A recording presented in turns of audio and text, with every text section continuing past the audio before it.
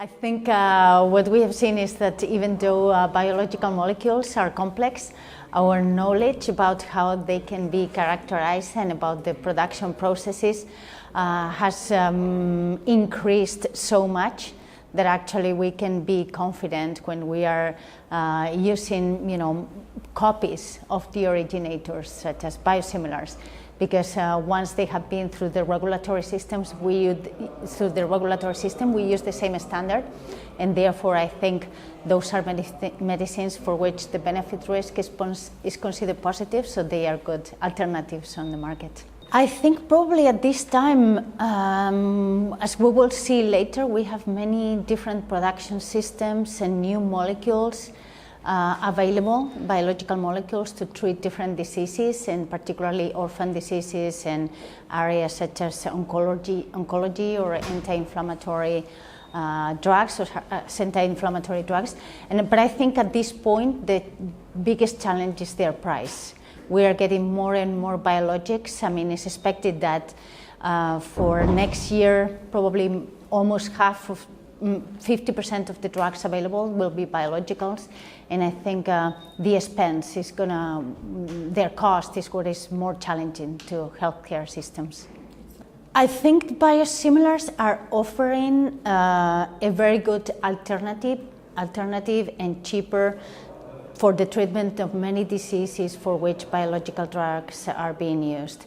And now we only have like a couple of monoclonal antibodies available, but those are for treatment of chronic diseases.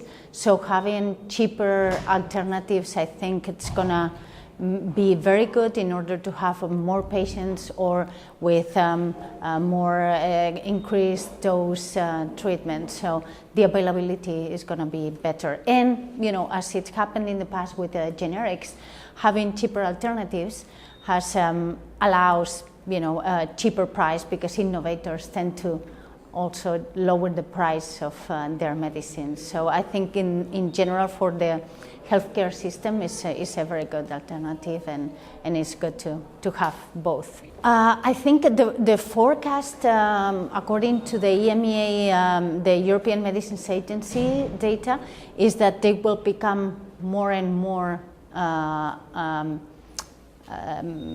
potential treatments for different diseases. As I said, the forecast was that in 2016, 2017, 50% of the drugs would be biologics, and I think we also have more, still very slowly, but having advanced therapies, that is either gene therapy or cell therapy. So probably in the near future we will see more of those coming. That is a very good question, because healthcare is very expensive.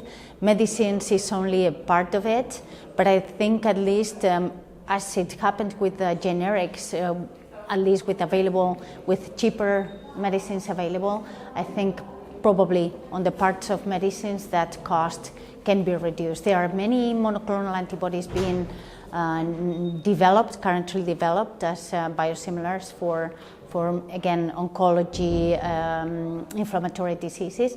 So I think that could be a very good alternative in the future.